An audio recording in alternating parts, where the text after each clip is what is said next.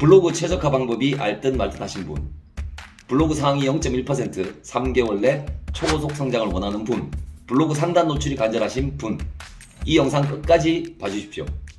제가 개념 확실하게 잡아드리겠습니다. 앞으로 좋은 영상 많이 올리라는 격려의 뜻으로 구독과 알림 설정 부탁드립니다.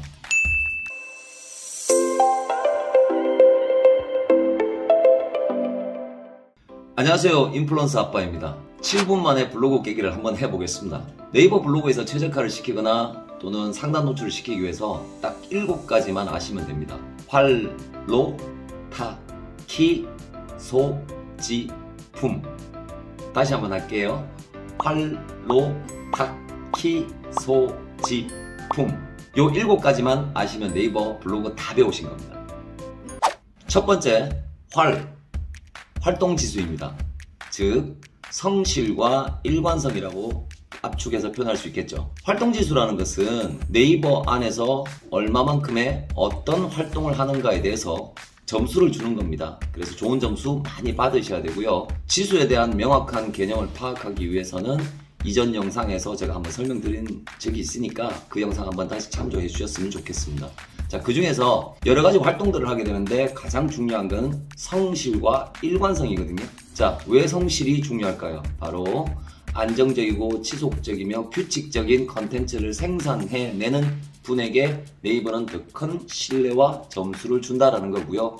또 하나는 일관성인데, 일관성은 이 주제 저 주제, 오늘은 여행 썼다가 내일은 뭐 연애 썼다가 모레는 뭐 갑자기 뭐 사주를 썼다가 그 다음에 맛집 리뷰를 했다가 도대체 이분이 뭐 하는지를 잘 모르겠어요. 그리고 이분은 전문성을 의심받을 수밖에 없잖아요. 그래서 첫 번째 활동지수는 줄이고 또 줄이면 꾸준하고 성실하게 하나의 주제로 활동을 해주세요 라는 게 핵심입니다.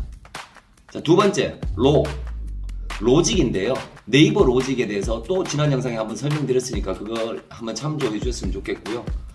로직은 뭐 리브라, 소나, 그 다음에 C랭크, 다이아, 그리고 다이아 로직 플러스, 그리고 인플루언스, 뭐 이렇게 크게 뭐 6가지 정도 나눠도 될 것 같고요. 이 각각의 로직이 가지고 있는 명령이 있습니다. 즉 네이버가 이런 문서를 생성하면 상단에 노출시켜 줄게 라는 어떻게 보면 규칙 같은 거예요. 그래서 내가 열심히 적는다고, 내가 정말 공부를 많이 해서 적는다고, 내가 좋은 글을 적는다고 적어봐야 네이버 기준에 맞지 않으면 상단 노출이 안 돼요. 그리고 네이버 기준에 맞지 않으면 최적화가 될 수가 없어요.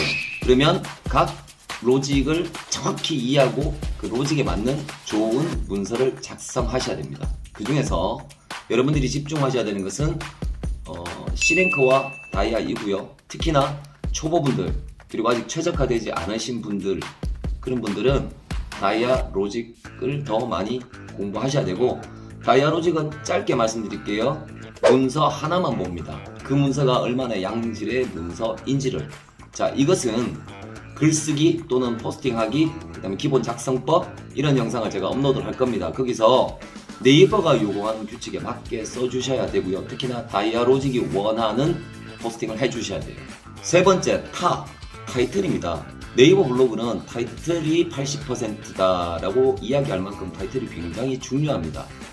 왜 그러냐면 이 네이버 블로그를 쓰실 때 타이틀은 1차적인 네이버의 심사 기준이 되기 때문입니다. 무슨 이야기냐면 제가 이런 글을 작성해서 포스팅을 하잖아요. 그러면 네이버는 도대체 무슨 글을 쓴 거지? 라고 할 때 일단 타이틀을 기준으로 본문을 해석합니다. 본문 기준으로 타이틀을 해석하는 게 아니고요. 이미지 기준으로 타이틀을 해석하는 게 아니고요. 타이틀 기준으로 이 타이틀과 일치하는, 그리고 그 타이틀을 객관적으로 증명할 수 있는 글로 포스팅 되었는지를 심사하는 1차 기준이 되는 거예요. 검색자들에게 노출될 때 본문이 노출되는 게 아니고요. 타이틀부터 노출돼요. 그래서 타이틀 작성이 블로그의 80%다라고 이야기할 만큼 타이틀 작성은 되게 중요합니다. 그리고 이 타이틀 작성법도 알고 계셔야 되는데, 그것도 역시 타이틀 작성이라는 하나의 주제를 가지고 아마 제대로 영상을 찍고 아마 제가 여러분들한테 안내를 해드리려면 이거 하나 가지고도 4시간, 5시간 이상의 강의 거리가 될 것 같아요. 자, 어쨌든 키워드 시스템이에요. 보통 이제 키워드 시스템, 되게 어렵게 느껴지는데 그냥 단어입니다, 단어. 검색자들은 어떤 단어를 좋아할까? 검색자들은 어떻게 검색할까? 어떤 검색어를 사람들이 많이 찾는 걸까? 라는 어떻게 보면요, 데이터가 아니고요, 이거는 인간의 심리예요. 그래서 키워드 시스템을 정확하게 아셔야 되고 키워드의 종류에 대해서도 명확하게 알고 계셔야 되는데 이 얘기를 하면 이 키워드를 가지고 또 몇 날 며칠 이야기를 할 게 많아요. 그래서 오늘 줄이자면 키워드 딱 이것만 아시면 됩니다. 내 단어가 아니라 검색자 중심의 단어이다. 그리고 나에게 맞는 키워드를 포스팅해야 된다. 나에게 맞지 않는 키워드, 그러니까 너무 경쟁이 심하거나 뭐 조회가 많거나 문서량이 많거나 등등 이런 어마무시한 키워드를 처음에 초보들이 적기 시작하면 상단 노출이 될 일이 절대로 없습니다. 구독, 좋아요. 다섯 번째, 소통을 이야기합니다. 이웃관리, 서로 이웃 추가, 댓글, 답글, 좋아요, 스크랩, 포스팅 이외의 활동을 이야기하는 거죠. 그 중에서 가장 조심하셔야 되는 건 바로 서로 이웃 추가입니다. 잘 관리되고 공통의 관심사를 가지고 어찌 보면 조금 매너를 가진 서로 이웃은 초보 블로거들에게 굉장히 성장의 밑거름이 되기도 하지만 오히려 체류 시간을 많이 까먹는 주요 원인이 되기도 해서 굉장히 조심스럽게 하셔야 된다. 요거는 꼭 기억을 하셨으면 좋겠고요. 그리고 지입니다. 지수, 점수죠. 그리고 최적화 지수, 좋은 점수, 스팸 지수, 나쁜 점수. 그래서 여러분이 최적화 블로그를 만드시거나 또는 상단 노출되거나 또는 뭐 C랭크 블로그를 만드는 등등 여러분들이 네이버 블로그를 통해서 특정의 목적을 달성하기 위해서는 스팸 지수는 쌓지 않으셔야 되고요. 최적화 지수는 많이 쌓으셔야 합니다. 자, 그런데 최적화 지수와 스팸 지수를 어떻게 구분할 것인가? 이 문제가 생기겠죠. 자, 다음에 마지막입니다. 품질입니다. 즉 문서의 품질. 자, 네이버 블로그의 문서의 품질은 특히 글 그리고 이미지입니다. 물론 영상 삽입도 중요하고요. 그 중에서 글도 내용도 좋겠지만 일단 일정한 양 정도는 지켜주셔야 돼요. 보통 2000자 정도를 얘기하고 있지만, 그리고 이미지도 남의 이미지 함부로 가져오시면 큰일 납니다. 가능하면 자기가 직접 촬영한 이미지고 비치 못할 경우에는 이미지를 좀 고급스럽게 다루는 메타값 삭제라든지 이런 부분이 좀 필요합니다. 자, 어찌됐든 오늘은 제가 여러분한테 7가지 중요한 핵심을 말씀을 드렸어요.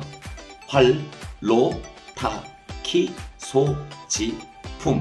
이 7개 큰 꼭지점을 가지고 개념을 잘 파악하신 다음에 한 개 한 개마다 디테일을 조금만 공부하시면 여러분들은 승승장구하실 수 있을 겁니다. 오늘도 좋은 하루 되십시오.